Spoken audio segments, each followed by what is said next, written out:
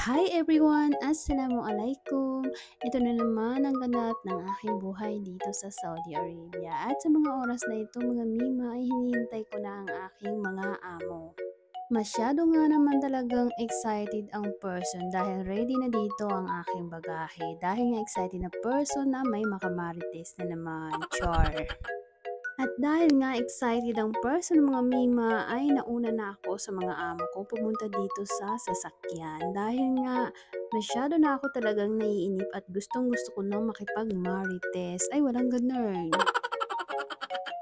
At ito nga mga mima, bago kami tutuloy sa aming pupuntahan, ay dumaan muna kami dito sa pamilihan ng mga mint leaves at habag. Yung habag mga mima ay hindi ko alam kung anong tawag nito sa atin. Pero ito yung dahon na karaniwang hinahalo nila sa kanilang iniinom na chai or tea.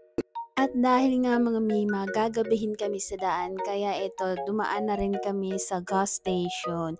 Kailangan full tank ang sasakyan ng aking alaga. So ito nga mga mima, dumating na rin kami sa Jeddah at gabing-gabi na this time at ang oras niyan ay 11:00. Kaya pagdating ko na rin ay nagpahinga na rin naman ako diretso. Wala nang eme-eme. Kasi nga pagising ko, eto na siya. Charang!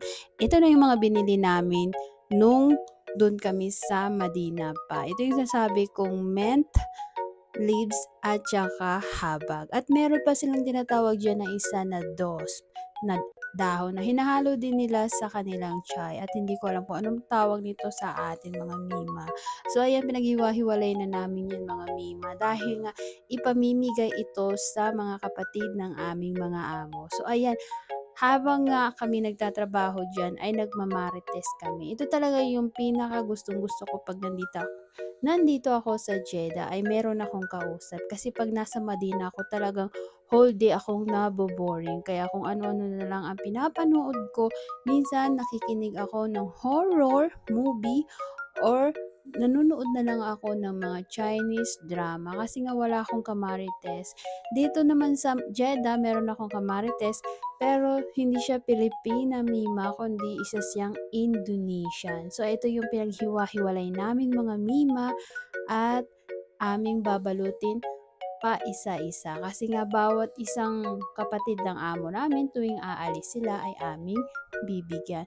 So ito naman mga mima, after ng aking trabaho ay syempre nakipagkulitan ako sa aking mga kiddos at eto si Bunso at ang aking panganay. Buhay OFW. So ganun lang mga mima. Thank you for watching. Bye!